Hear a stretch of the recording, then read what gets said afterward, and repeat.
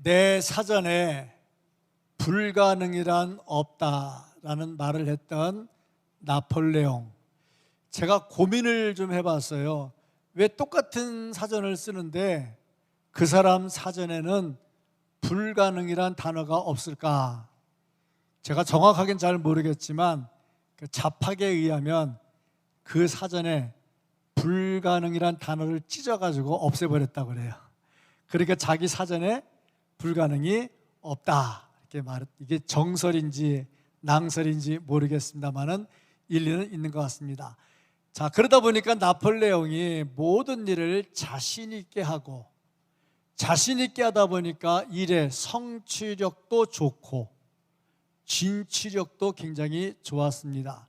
그런데 나폴레옹이 러시아 침공에 실패했습니다. 패전했죠. 이유가 뭐냐면 옆에서 말하는 사람들의 말을 듣지를 않은 겁니다.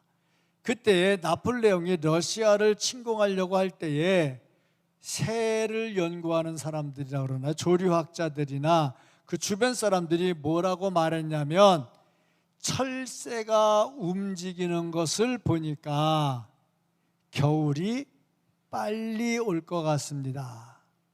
자, 겨울이 빨리 오면 그 나라 땅은 희한해서 녹았다 얼었다 정신을 못 차려요. 이번에 우크라이나 전쟁에서 보니까 얼었다 녹았다 하는데 탱크가 못 지나가더라고요. 다 빠져버리더라고요. 그거 보니까 겨울이 되면 전쟁에 나폴레옹이 질 확률이 높다 하고 말을 했어요.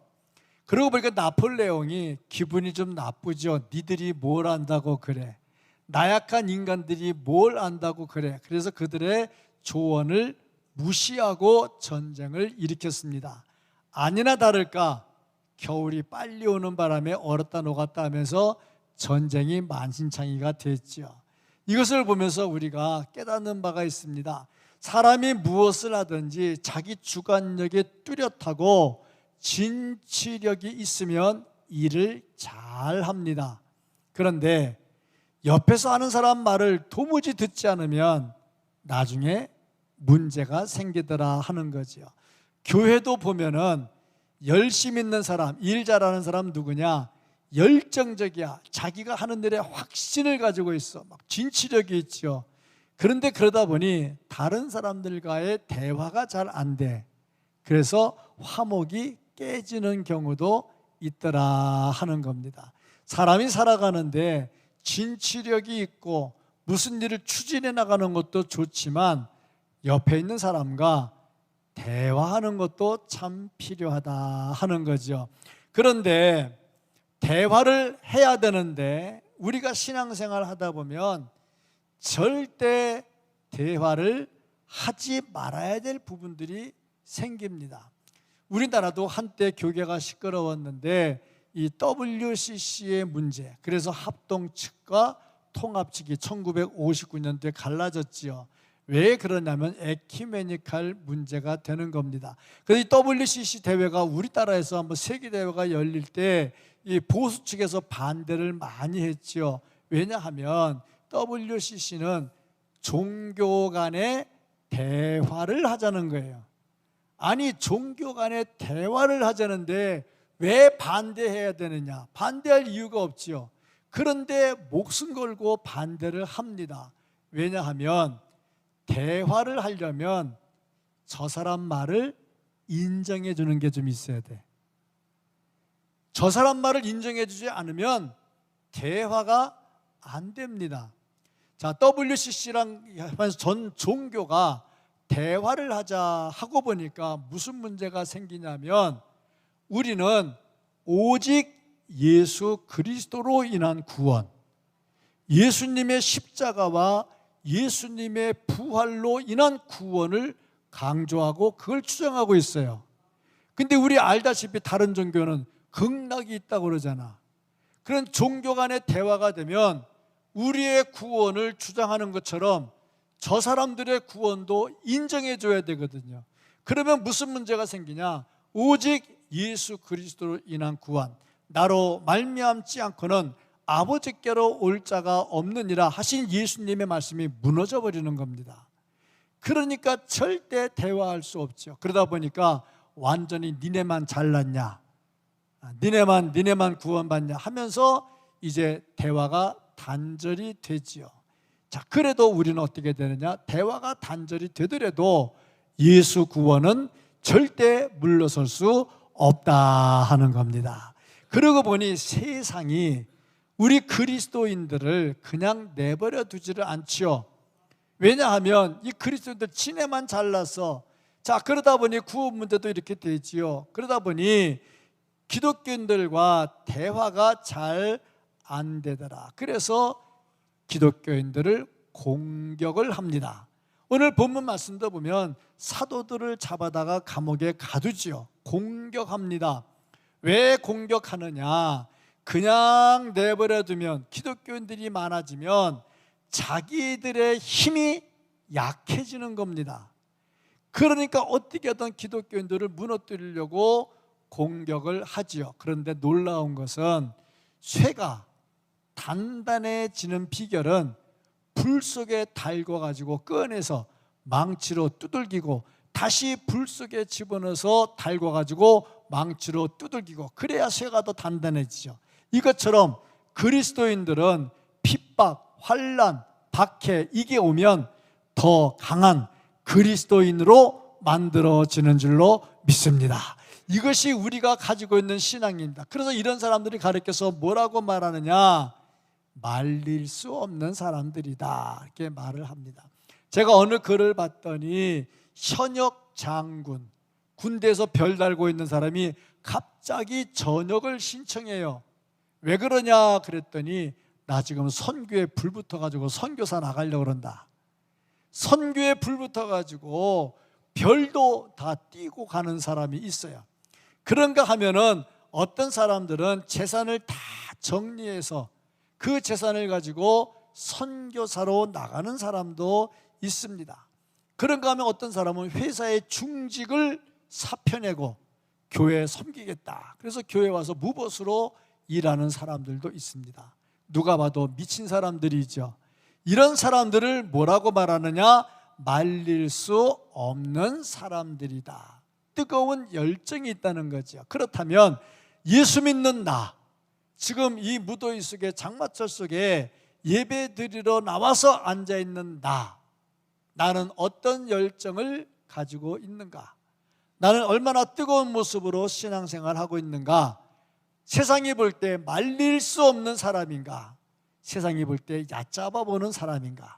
오늘 말씀 속에서 사도들이 왜 말릴 수 없는 사람들이 되었는지, 그런 열정이 있었는지, 우리가 어떻게 하면 세상이 말릴 수 없는 뜨거운 열정을 가지고 살아갈 수 있는지, 말씀 속에서 내 자신을 찾고 하나님의 은혜를 구할 수 있는 우리 모두가 될 수 있기를 예수님 이름으로 축복합니다. 아멘. 먼저 이 말씀을 통해서 성도들을 공격하는 세상의 모습을 볼 수가 있습니다. 이 세상은 성도가 신앙생활을 잘할 수 있도록 내버려 두는 것이 아니라 자꾸 공격해서 신앙생활을 못하도록 합니다. 오늘 말씀 보니까 사도들이 복음을 전하다가 잡혔어요. 감옥에 들어갔어요. 그랬더니 주의 사자가 나타나서 그들을 감옥에서 꺼내줬어요. 그러면 말씀 전하다가 잡혀가지고 감옥에 갔다 나왔으니 그 다음에 어떻게 해야 되겠습니까? 숨어야 되겠죠. 도망가야 되겠죠. 근데 그렇게 안 하고 또 말씀을 증거합니다. 그래서 또 잡혔습니다. 또 감옥에 들어갔습니다. 그때 공회에서 이들을 잡아가지고 하는 말이 뭐냐면, 이제 그만 전해라, 다 풀어줄 테니까 그만 전해라고 말했죠. 그래도 사도들은 뭐라고 그랬느냐? 너희들의 말을 듣는 것과 하나님의 말씀을 듣는 것이 어떤 것이 더 옳은가 판단해봐라. 우리는 하나님의 말씀을 듣겠다 하면서 또 복음을 증거합니다. 왜냐?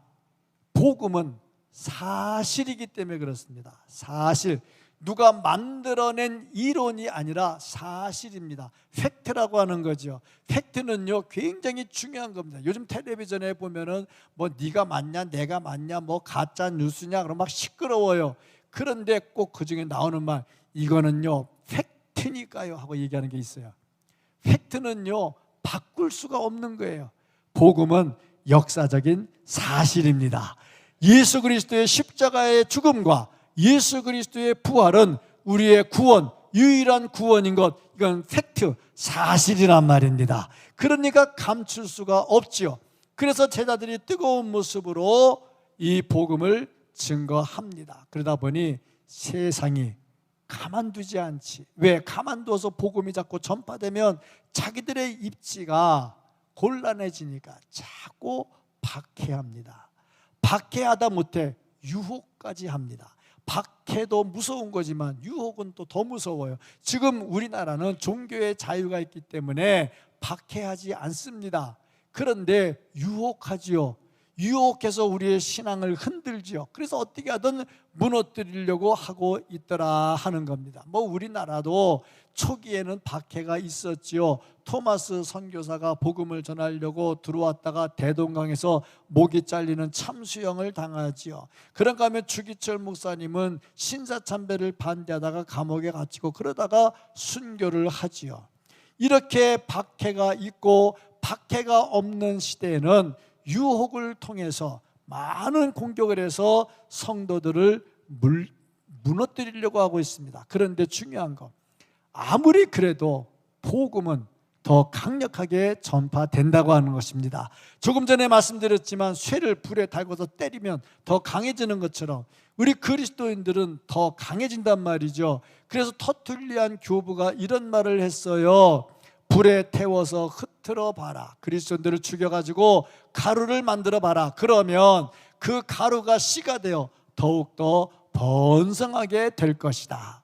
아주 강력한 말을 했지요. 뿐만 아니라 페스토 기벤테어라고 하는 주교가 이런 말을 했습니다. 피 흘림이 없이는 교회는 축복받지 못한다. 저 말은 무슨 말입니까? 세상이 아무리 강하게 공격을 해도 그리스도인들은 말릴 수 없고 오히려 그 공격 때문에 말릴 수 없는 사람들이 더 강해져서 주의 복음은 더 전파될 것이라 하는 말씀입니다. 그렇습니다. 세상이 아무리 공격을 해도 말릴 수 없는 사람들이 있는 한 복음은 끊어지지 않고 땅끝까지 전파될 줄로 믿습니다. 아멘. 그러면 어떻게 말릴 수 없는 사람들이 됐는가? 사도들은 왜 말릴 수 없는 사람들이 됐는가? 말릴 수 없는 사람들은 어떻게 살아가는가 하는 것입니다. 오늘 이 말씀을 통해서 사도들의 모습을 통해서 왜 이들이 말릴 수 없는 사람들인지, 말릴 수 없는 사람이 되려면 어떻게 해야 되는지를 볼 수 있습니다. 첫째로 박해를 기뻐했다 하는 겁니다. 박해하면 무서워서 그만둘 줄 알았지요. 그런데 채찍에 맞고 능력을 당하면서도 기뻐했습니다. 이것을 보면 그리스도인의 기쁨은 환경에서 나오는 것이 아니라 마음에서 나온다 하는 것을 볼 수가 있습니다. 그 박해가 있었어요. 고난을 당했어요. 힘들어요. 그러면 그만둘 줄 알고 기쁨이 사라질 줄 알았지요. 그런데 그런 중에도 오히려 기쁨이 더 충만하게 되더라 하는 겁니다. 왜? 기쁨은 환경에서 나오는 것이 아니라 마음에서 나오는 것입니다. 내가 금수저이기 때문에 기쁘고 흙수저이기 때문에 기쁨이 없는 것이 아니라 비록 흙수저라 할지라도 그 마음에서 진정한 행복이 나오는 줄로 믿습니다. 그러니까 사도들이 그 박해를 당하면서도 기쁨이 충만했죠. 왜 이렇게 기뻐했느냐? 그 이유가 뭐냐면 나는 지금 예수님께 충성을 다하고 있는 거야.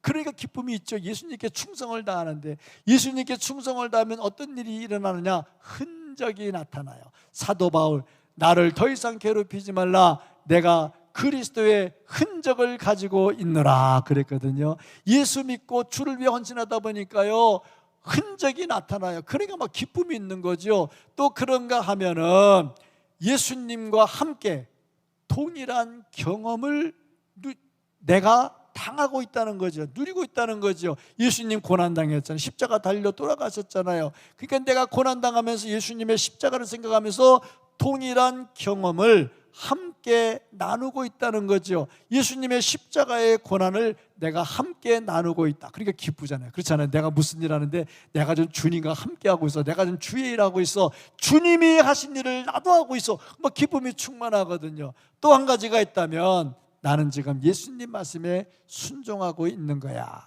그러니까 이런 마음을 가지고 있으니까 핍박을 당해도 기뻐하더라 하는 겁니다. 마태복음 5장 12절 말씀을 함께 보겠습니다. 기뻐하고 즐거워하라. 하늘에서 너희 상이 큼이라. 너희 전에 있던 선지자들도 이같이 박해하였느니라. 보세요. 너희 전에 있던 선지자들도 이같이 박해를 당할 때 그들이 기뻐했는데 너희도 박해를 당하니까 그들처럼 기뻐하라는 겁니다. 왜? 기쁨은 환경에서 나오는 게 아니라 마음에서 나오는 거기 때문에 주와 함께하고 주님께 순종하고 주님을 따라가고 있는데 어찌 기쁘지 않겠느냐. 베드로전서 4장 12절 13절 같이 한번 보겠습니다. 사랑하는 자들아, 너희를 연단하려고 오는 불시험을 이상한 일 당하는 것 같이 이상히 여기지 말고 오히려 너희가 그리스도의 고난에 참여하는 것으로 즐거워하라. 이는 그의 영광을 나타내실 때에 너희로 즐거워하고 기뻐하게 하려 하심이라. 고난당할 때 기뻐하라고. 왜냐하면 주님 다시 오실 때에 그 기쁨에 동참할 것이기 때문에 그런 줄로 믿습니다. 그래서요, 사도들이요 박해를 당해도 기뻐했어요. 환난 중에도 기뻐했다 하는 겁니다. 이런 사람을 누가 말리겠어요? 때려도 좋다고 웃는데 그거 어떻게 말리겠어요? 못 말리지요. 두 번째로 보면요, 죽기로 작정을 합니다. 아무리 죽인다고 위협을 해도 히브리서 11장 말씀을 보면요, 그 많은 믿음의 선진들 죽임을 당해도요 두려워하지 않았어요. 그러니까 세상이 어찌 감당할 수가 있겠느냐 하는 겁니다. 히브리서 11장 38절 말씀을 같이 한번 보겠습니다. 이런 사람은 세상이 감당하지 못하느니라. 그들이 광야와 산과 동굴과 토굴에 유리하였느니라. 그 많은 고난을 당하면서도 마다하지 않아요. 죽기도 두려워하지 않아요. 이런 사람을 세상이 어찌 감당하겠느냐. 말릴 수가 없지요. 우리도 정말 주를 위해서 이런 사람들이 되어야 될 줄로 믿습니다. 아멘. 세 번째로 보면요, 세상에 감정적으로 대하지를 않아요. 이렇게 때리고 못살게 굴고 죽이면 야, 이 못된 놈들아 그러면서 막 대항하고 싶기도 하겠지만 그런 마음이 없어. 세상에 감정으로 대하지를 않아. 세상에 이런 사람은 어찌 이길 수가 있느냐. 교회도 그렇습니다. 주의 일 하다 보면요 감정이 생길 때가 있어요. 정말 더러워서 못하겠다, 너 때문에 못하겠다, 이런 마음이 생길 때가 있어요. 감정이 솟구칠 때가 있죠. 이 감정을 통제하지 못하면 실패합니다. 모세도 보세요. 감정을 통제하지 못했어요. 그래서 애굽의 군인을 쳐 죽였지요. 그로 인해서 도망가가지고 40년 동안 광야에서 고생하며 살았지요. 그런데 이런 모세가 나중에 온유한 사람으로, 지면의 모든 사람보다 더 온유한 사람으로 인정을 받게 됩니다. 그 다음에 모세가 쓰임을 받았지요. 그렇습니다. 교회에서 일할 때 절대 감정으로 하지 마시고 은혜로 하시기를 축복합니다. 온유한 마음으로 하시기를 축복합니다. 세상이 때리면 때릴수록 실실 웃어요. 야, 이 미친놈 만나 더 이상 때리고 싶은 마음도 안 생기겠죠. 그렇잖아요. 감정을 가지고 대하지를 않아요. 이런 사람을 세상이 어찌 감당을 하겠느냐 하는 겁니다. 네 번째로요, 보니까 죽기로 작정하니까 도와주는 사람이 생기더라 하는 겁니다. 누가 나타났느냐? 가말리엘이라는 사람이 나타났습니다. 이 사람은 힐렐의 손자라 그랬는데, 힐렐이란 사람은 대단히 유명한 율법학자고 최고의 존경을 받고 있는 사람입니다. 이 사람의 손자인데 이 사람의 무슨 말을 들었느냐 하면은 아주 유능한 선생님이다, 라반이라는 말을 들었어요. 우리들의 훌륭한 선생님이다 하는 말을 들었어요. 이러한 가말리엘이 나타나서 사도들을 놓아주도록 도와줍니다. 이 사람 예수 믿는 사람 아닙니다.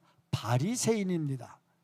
그런데 사도들을 놓아주라고 말을 합니다. 그러면서 무슨 말을 했냐면, 옛날에 드다라는 사람이 나왔다. 400명의 자객을 거느리고 자기가 메시아인 것처럼 했다. 그런데 이거 하나님의 뜻이 아니었다. 그래서 그 사람 무너졌다. 또 드다라는 사람이 나타나서 그렇게 했고, 유다라는 사람이 또 나타났다. 이 사람은 세금을 내는데 하나님께만 내지 세상엔 세금 낼 이유가 없다. 그러면서 나타나서 지도자인 척 하다가 그도 무너졌다. 왜? 하나님께로부터 난 것이 아니기 때문이라는 거죠. 이것처럼 지금 예수의 제자라고 하는 이 사람들, 지금 뭐 부활을 증거하고 재림을 증거하고 다시 살아날 거 얘기하고 있는데, 이들 내버려 둬라. 왜냐? 만약에 이것이 하나님께로부터 난 것이 아니라면 지네가 스스로 망할 것이고, 만약에 이것이 하나님께로부터 난 것이라면 우리가 막을 때 하나님을 막는 일이 되지 않겠느냐. 그러니까 우리가 그냥 내버려 두자 하고 말을 합니다. 그런데 이게 영향력이 없는 사람이 이렇게 말하면 너 뭐야 저리 가 그러고 밀어버리겠지만, 그래도 힐렐의 손자고 라반이라는 훌륭한 칭찬을 듣는 사람이 이렇게 말을 하니까 사람들이 말을 듣고 알았다 하고 얘기하죠. 이거 보면요, 우리 예수 믿는 사람들 진짜 영향력을 미치는 사람이 돼야 돼. 어디 가서 말 한마디 해도 인정받고 칭찬 듣고 그렇게 움직일 수 있는 영향력이 있어야 되겠죠. 이 가말리엘이란 사람 때문에 사도들이 풀려났는데, 왜 가말리엘이 그때 그렇게 해줬느냐? 그 근본 이유가 뭐냐면, 첫째는 정치적인 이유예요. 사두개파와 바리새파가 있는데 사두개파는 부활을 믿지 않아. 바리새파는 부활을 믿어. 그런데 가말리엘은 바리새파에 속해 있어. 이 싸움에서 밀리면 안 되니까 이기려고, 바리새파가 이기려고 정치적 싸움으로 자기 편이 이기게 하려고. 두 번째는 종교적 이유인데, 사두개파는 부활을 안 믿지만은 바리새파는 부활을 믿어. 그러다 보니까 두 파가 싸움을 하다 보면, 지금 로마의 통치를 받고 있는데 로마가 니들 싸워? 종교적 문제로 싸워? 니네 둘 다 일로 와. 그리고 이들을 처리해버리면 로마의 압박을 받게 될 거거든요. 그러니까 그것이 싫어가지고 바리새파를 지지하면서 부활을 지지하면서 사도들을 놓아주더라. 왜? 사도들이 부활을 증거했잖아. 그러니까 바리새파랑 같은 내용이잖아. 근데 사두개파는 부활을 믿지 않잖아요. 그러니까 사도들도 박해를 했거든요. 그러니까 바리새파는 은근히 부활은 믿잖아, 우리도 부활 믿잖아, 그러니까 도와주는 거죠. 그러니까 죽기를 각오하고 내가 주의 복음을 들고 헌신하면서 나갈 때에 상관없는 사람이 나타나서 도와주더라 하는 겁니다. 우리가 죽기로 작정하고 믿음 생활하고요, 정말 주님과 함께 동행하면 말릴 수 없는 사람이 되면 반대하던 사람들도 도와주는 사람으로 바뀌게 될 줄로 믿습니다. 그러니까요, 내가 전도하는데 그렇게 전도해도 안 되는데요, 옆에서 예수 안 믿는 사람이 그 사람 교회 가라고 밀어주잖아. 그런 일들이 막 일어나거든요. 왜냐하면 내가 죽기로 작정하면 그렇게 도와주는 사람들이 나타나더라는 거죠. 사도들 말릴 수 없는 사람들이 되니까 이렇게 도와주는 사람들이 나오게 되더라 하는 겁니다. 우리도 이런 경험하고 이런 체험하는 은혜가 있기를 주님의 이름으로 축복합니다. 아멘. 그러면 이렇게 말릴 수 없는 사람들이 풀려나와서 무엇을 했느냐 보니까, 말릴 수 없는 사람들이 풀려나와서 한 일, 42절입니다. 같이 한번 보겠습니다. 그들이 날마다 성전에 있든지 집에 있든지 예수는 그리스도라고 가르치기와 전도하기를 그치지 아니하니라. 여기서 두 가지가 나와요. 첫째, 날마다. 예수를 그리스도라고 전파하는데 날마다, 이 말은 무슨 말이냐? 내일로 미루지 않았다는 겁니다. 오늘 했다는 겁니다. 우리가 주일 할 때에, 복음을 가지고 전할 때에 마귀가 우리를 유혹하는 것 중에 하나가 뭐냐면 내일 해, 내일. 이따가 해, 이따가. 나중에 해. 지금 안 해도 되잖아. 누가 하지 말라고 그랬냐? 좀 이따가 해. 그런데 잘 잊어버리잖아. 저는 옛날에는요 진짜 잘 잊어버렸어요. 근데 지금은요 더 잘 잊어버려요. 참 잘 잊어. 핸드폰에 이거 보면 내가 지금 누구한테 문자 해야지 하고 딱 핸드폰 열었는데 보니까 문자가 들어온 게 있네. 그거 보다가 그냥 닫아버려요. 문자 보내는 거 잊어버려. 진짜 잘 잊어버려요. 그래서 내 아내가 이게 맞는지 틀린지 모르겠는데 내가 해달라 그러면 이따가요 그러면 그걸 안 해주는 게 많아. 잘 잊어버리니까. 자, 그래서 아내가 반대를 안 해요. 이따가, 나중에, 내일. 그러면 내가 잊어버리니까. 반대를 안 해요. 아주 현명해요. 마귀가 우리에게 하는 그 방법이 뭐냐면 이따가, 나중에. 참 헌금해야지. 지금 안 해도 되나? 나중에 잊어버려. 참 교회 가야지. 나중에 잊어버린다니까. 그러니까 사도들은 어떻게 했느냐? 날마다, 말릴 수 없는 사람, 날마다 하는 줄로 믿습니다. 날마다. 두 번째 보니까 성전에 있든지 집에 있든지 어디서나 복음에 미쳐버리면요 장소가 상관이 없어요. 어디서나 미쳐가지고 복음을 증거하더라 하는 겁니다. 자, 그러면 어떻게 사도들이 이렇게 완전히 미친 자 되어서 말릴 수 없는 사람들이 되었을까? 비결이 뭘까? 그 비결은 성령 충만입니다. 성령 충만하면요 성령이 움직여 주셔요. 내가 열심을 내서 하려고 그러면요 지쳐요. 오늘 목회 서신 한번 읽어보세요. 지친 자와 미친 자. 글쎄, 이 목회 서신을 잘 읽어보는지 안 읽어보는지 제가 참 답답한데, 가끔 보면 읽어서 은혜 받았다고 전화하는 사람들이 있어요. 며칠 전에도 제가 새가족 등록하면 선물을 주는데 목회 서신을 만들었던 책을 선물로 줘요. 근데 이걸 안 읽고 잘 놔뒀다가 장마철에 못 나가니까 이거 한번 읽어볼까? 그러고 읽다가 보니까 하나 읽다 보니까 둘 읽고 둘 읽다 보니까 셋 읽고 밤새 그 책 한 권을 다 읽었는데 어쩌면 구구절절이 그렇게 말씀이 은혜스러운지 아멘 안 하잖아. 그렇죠? 안 읽었으니까 모르잖아. 그래서 은혜가 돼가지고 다음날 아침에 일어나가지고 저한테 전화했어요. 목사님 너무너무 은혜가 돼요. 또 다른 책은 없나요? 있지. 또 드리려고 다 준비해놨죠. 보면서 목회 서신 그만 써야지 했다가 그런 마음이 생길 때마다 꼭 이런 사람들이 전화가 오네. 근데 내가 또 은혜가 돼가지고 또 목회 서신을 쓰네. 오늘 보세요. 지친 자와 미친 자, 누가 지쳤고 누가 미쳤는가? 성령 충만하면요 미쳐서 하지만 성령 충만이 떠나가면요 지쳐가지고 손 놔버립니다. 우리는 지친 자가 아니라 미친 자가 되어서 말릴 수 없는 사람들이 되어야 될 줄로 믿습니다. 누가 이렇게 되느냐? 누가 성령 충만되느냐? 기도해야죠. 말씀을 붙들고 기도해야죠. 그때 충만해진다 이 말씀입니다. 그렇습니다. 세상 온통 미쳤다고 그랬지요. 지난주에 말씀했지요. 계속 공격한다 그랬지요. 그런데 우리는 무너지지 않습니다. 왜냐하면 성령 충만으로 말릴 수 없는 사람들이 되었기 때문입니다. 사람이 고집을 가지고 있으면요 진취력이 있어요. 그런데 쓸데없는 고집을 부리면요 무너지게 되더라 하는 거죠.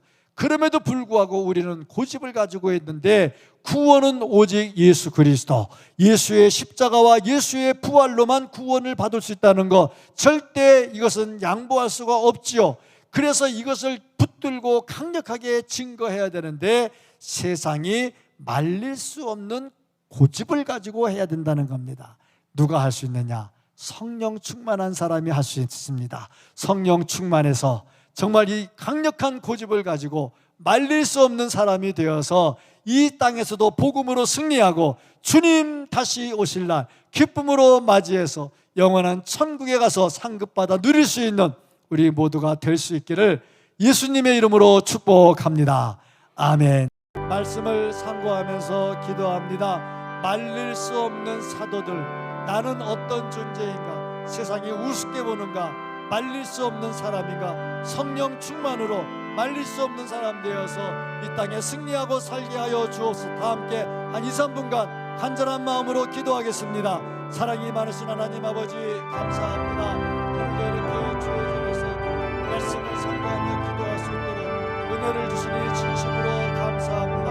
하나님 아버지, 말릴 수 없는 사도들의 모습을 보았습니다. 세상이 공격해 올 때에 그 공격을 두려워하지 아니하고 오히려 박해를 기뻐하며 죽기로 작정하고 세상에 감정적으로 대하지 않고 정말 죽기로 작정하며 일해주었던 사도들의 모습을 보았습니다. 하나님 아버지, 우리가 정말 세상이 하찮게 하게 보는, 세상이 우리를 허들의 것으로 보지 않고 세상이 감당할 수 없는 존재로 설 수 있도록 도와주시고 인도해 주시기를 간절히 소원합니다. 말릴 수 없는 사람들에 대해서 날마다 전하게 하시고 어디서나 전하게 하시고 주여 은총을 베풀어 주시기를 간절히 소원합니다. 하나님이여 도와주시옵소서. 네, 하나님이여 은혜를 베풀어 주시옵소서. 하나님 아버지, 정말 주와 함께 말씀을 들고 오직 예수 그리스도의 십자가, 오직 예수 그리스도의 부활, 우리의 부활을 증거하는 여기에서 하루도 미루지 않고 날마다 어디서나 전할 수 있는 말릴 수 없는 사람들이 되어지게 하여 주옵소서.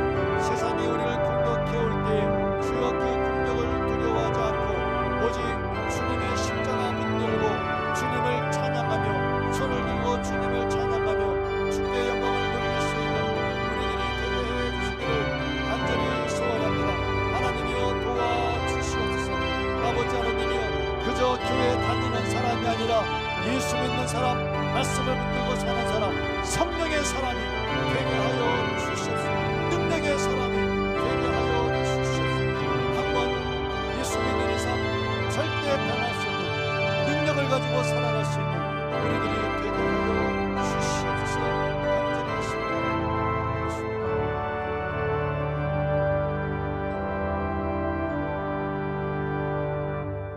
이 모든 말씀을 예수님 이름으로 기도합니다.